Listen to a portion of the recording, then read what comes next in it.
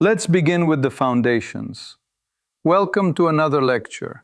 Today we consider Kyle Thomas Busch, May 1985 to 2026, a figure whose statistical amplitude and cultural resonance within NASCAR merit, arguably, a full seminar. I am Professor Alexei. With me is Priyanka, whose questions, as you will see, tend to be the incisive scalpel that keeps us honest. Hi everyone.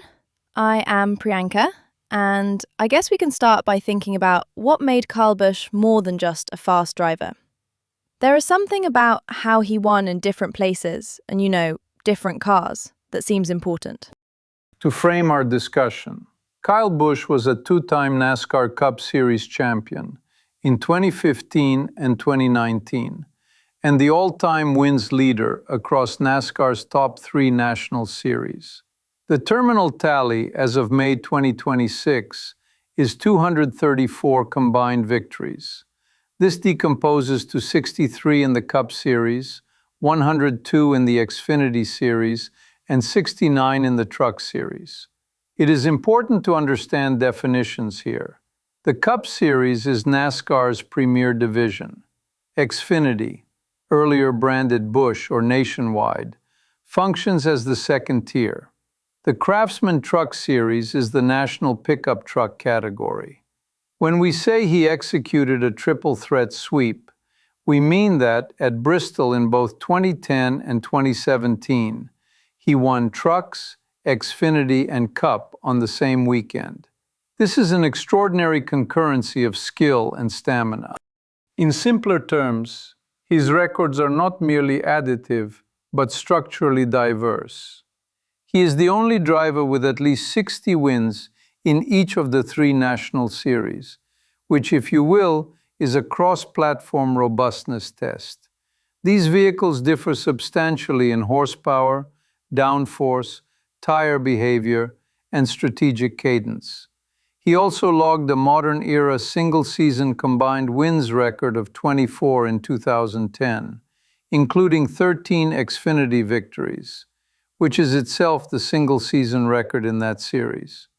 We can infer from this that versatility and repetition under changing boundary conditions became his comparative advantage. Moving on. Why does this matter to the sport? Beyond the numbers, what were the stakes? It is crucial to understand the strategic significance. Busch normalized at the elite level a multi-series workload as a form of deliberate practice. By competing in Xfinity and trucks while contending for Cup titles, he generated continuous feedback loops on similar but non-identical equipment across the same circuits and weekends. This arguably sharpened his racecraft in traffic and on restarts. On the economic axis, his career illustrates how sponsorship volatility can reconfigure even the most stable partnerships. The December 2021 announcement that Mars and M&M's would end their long-tenured primary sponsorship at Joe Gibbs Racing catalyzed his September 2022 change to Richard Childress Racing for 2023. In other words, financial architecture altered competitive architecture. I think the next thing we should talk about is just the basics of who he was and what happened when, because it is a lot to hold in mind. Let's start with the history. Born May 1985 in Las Vegas to Tom and Gay Busch, Kyle grew up in a household where wrenching and winning were both forms of literacy. At approximately age 6, he learned to steer a go-kart while his father worked the throttle. At age 10, he served as crew chief for his older brother Kurt's dwarf car, learning setup language before he held a driver's license. Between 1999 and 2001, he won more than 65 Legends car races and 2 track championships at the Las Vegas Bull Ring. In 2001, he won 10 late model events there. His national debut arrived that same year in the Truck Series for Roush Racing at Indianapolis Raceway Park. Result? 9th, followed by additional top 10s, including Las Vegas. And then a curious legal footnote altered the calendar. In November 2001, he was fastest in truck practice at California Speedway, but was ruled ineligible to compete due to the Tobacco Master Settlement Agreement interacting with CART's Marlboro sponsorship on the same property that weekend. Tim Woods III substituted. In the aftermath, NASCAR standardized an 18 and over age rule for National Series in 2002, which postponed Busch's ascent by a season. He competed in ASA and ARCA in 2002, graduated early from Durango High School, and joined Hendrick Motorsports as a development driver in 2003. First Xfinity start followed, and by 2004 he had his first Xfinity win at Richmond and Rookie of the Year honors. In 2004 he made his first Cup start. In 2005, his first Cup win at California, and he earned Cup Rookie of the Year. Moving forward, the inflection point was 2008, when he joined Joe Gibbs Racing. In March 2008, at Atlanta, he delivered Toyota's first Cup Series race win, and later added the Southern 500. In 2009, he won the Xfinity, then Nationwide Championship. In 2010, he set that 24-win combined record and completed his first Bristol weekend sweep. Also, his newly founded Kyle Busch Motorsports won the Truck Owners title in its debut season. He won the inaugural Cup at Kentucky in 2011. He collected crown jewels such as the Brickyard 400 in 2015 and 2016. And in 2015, after returning from early season injury, he captured his first Cup championship, then a second in 2019, while also being NASCAR's regular season champion in 2018 and 2019. In 2017, he added the All-Star race and a second Bristol triple sweep. Speaking of range, he ventured beyond NASCAR proper.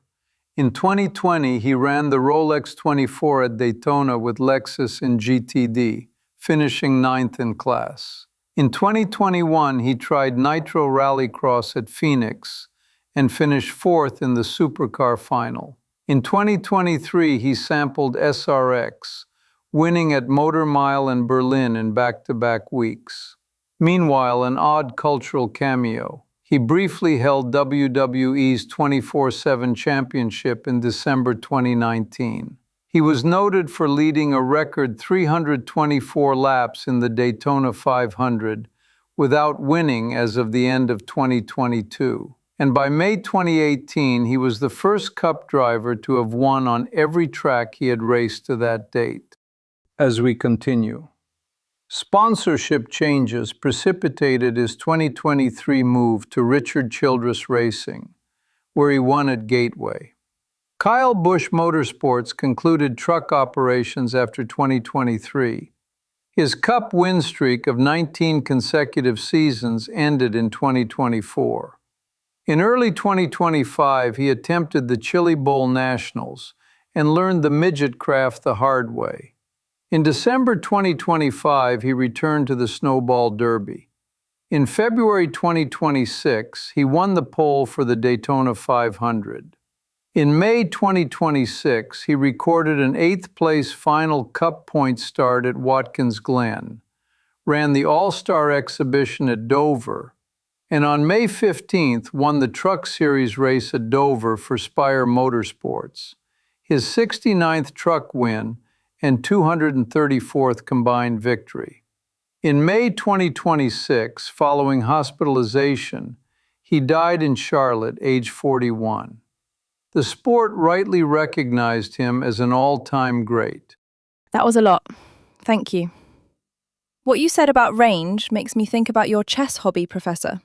Is that a connection for you? Before we get to the complexities, a brief personal note. In chess, we prize endgame technique, opening preparation, and the middle game's improvisation under uncertainty. Busch's adaptability across series feels analogous. He recalibrated from trucks to sedans to sports cars, the way a grandmaster shifts from tactical complications to prophylactic play. The constant was evaluation speed. It is perhaps why I find his corpus of work so instructive. This logically leads us to three large questions. First, what is the historical significance of his records? Second, what counterfactuals illuminate his trajectory, particularly the flirtation with Formula One and the perennial Daytona 500 near misses? Third, what open questions remain about multi-series strategies in the present landscape?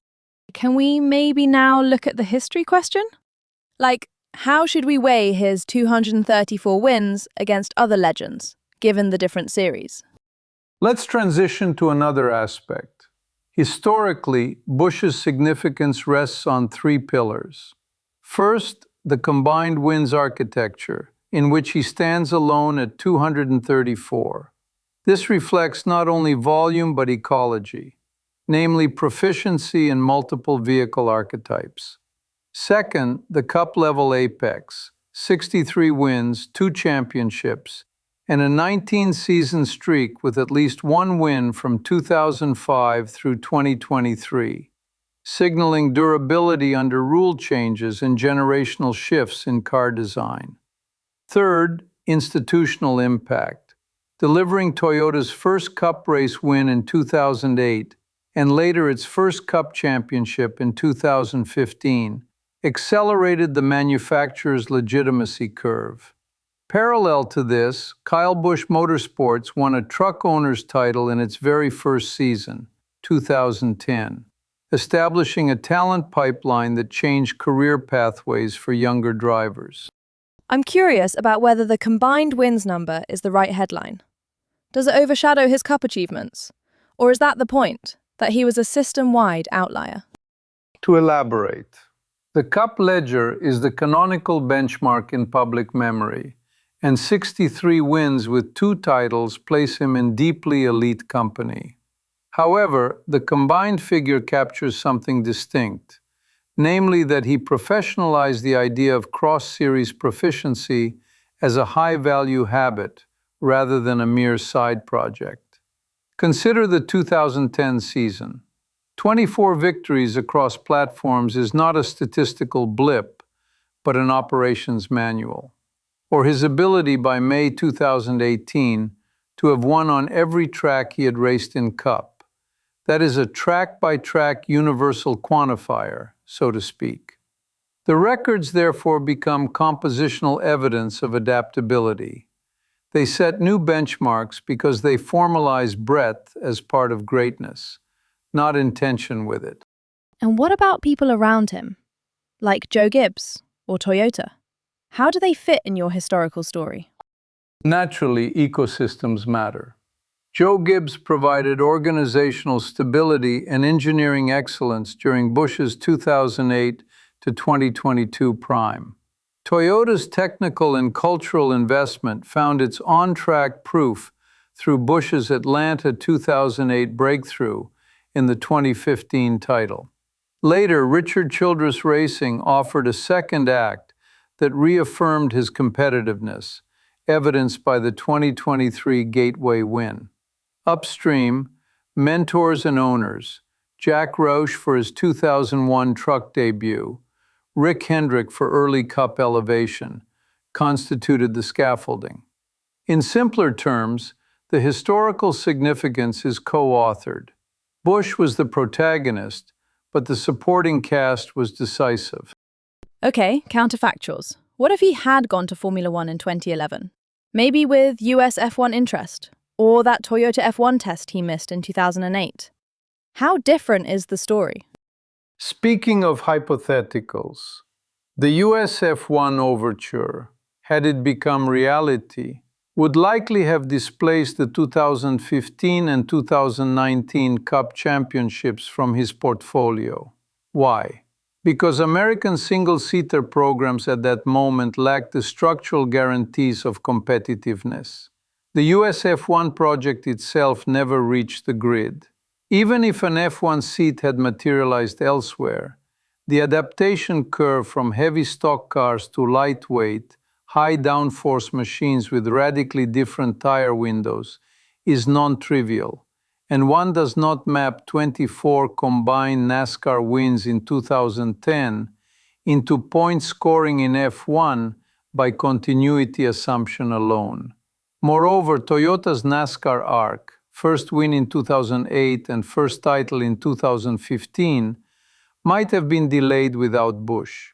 Joe Gibbs Racing's resource allocation and driver roster would have re-optimized differently, perhaps elevating other talents, but the precise timeline of Toyota milestones would be, at minimum, perturbed. And the Daytona 500. If he had converted one of those races he led, early on, into a win, would that have changed how fans talked about him? Arguably, yes, in narrative shape, if not in ultimate ranking. He led a record 324 laps in the Daytona 500 without the trophy as of the 2022 event. That statistic became a rhetorical hook for detractors and a point of dramatic tension for supporters.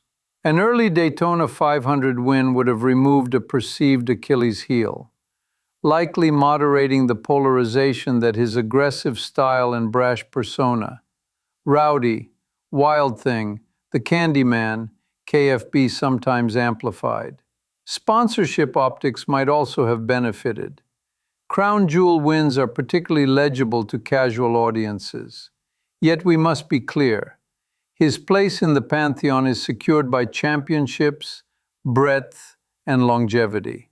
A Harley J. Earl trophy would have been adornment, not foundation. On to our next point. Present-day unresolved questions. Did Busch's multi-series template create a durable model, or was it, to some extent, a product of his unique capacity and the particular regulatory and economic window?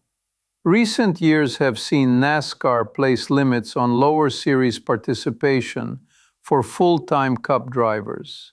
Manufacturer simulator programs now substitute for some track time, and the economics of team ownership shifted, as illustrated by Kyle Busch Motorsports concluding truck operations after 2023. The question becomes one of sustainability and marginal returns. What comes to mind next is the human factor. Is that pace of cross-series racing even healthy now? Like, could a young driver reasonably try to copy him? We observed that Busch's success required not only calendar density, but cognitive elasticity. Not every driver benefits similarly from such load. With compressed practice formats in modern weekends, the utility of extra seat time persists, but the risk of diminishing returns rises when fatigue or conflicting setup heuristics intrude. A plausible forecast is a hybrid model. Targeted crossovers on specific tracks with high information transfer, aligned with manufacturer development goals, and constrained by start caps and sponsor narratives. In short, we will likely see fewer full-spectrum seasons, but we will still see carefully curated dual engagements, especially on short tracks and road courses. If I may suggest a research angle, the sponsorship story feels underanalyzed. How much did the Mars and M&M's exit actually redirect his late career path? And could better financial risk models help teams avoid that kind of rupture? This brings us to method. Sponsorship dynamics function as exogenous shocks that can re-optimize driver-team matches. Busch's 2022 pivot to Richard Childress Racing is an instructive case. Future work could couple event studies, market reactions, social media sentiment, merchandise velocity, with performance deltas pre- and post-sponsorship change. Add to this a health dimension, given the physical toll of multi-series travel, and a regulatory dimension, examining how participation limits shape driver development. In conclusion, the sustainability of Busch's template sits at the intersection of economics, physiology, and policy. Our models should accordingly be multivariate. So I guess that kind of sums it up. He was a transformative figure who made breadth itself into a virtue. His records across 234 wins and 2 Cup championships show that. And we looked at the what-ifs, like F1 and Daytona. And then the open question about who can really follow his path now. To summarize, Kyle Busch reframed the skill set of a modern stock car driver. Adaptable across platforms, relentless in accumulation, and consequential in legitimizing Toyota's Cup era, while founding a truck team that won immediately.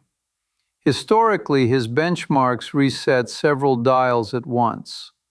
Counterfactually, an F1 detour would have rewritten both his resume and perhaps Toyota's NASCAR timeline. A Daytona 500 victory would have polished his narrative more than his substance. As for ongoing queries, the viability of his multi-series strategy will depend upon the evolving equilibrium of sponsorship economics, participation rules, and driver wellness. Thank you for listening. Study the data, and maybe like Rowdy, win across categories, at least on your exams. That was helpful to think through, actually. Thank you, Professor. And thanks everyone for joining us on another lecture. Take care and see you next time.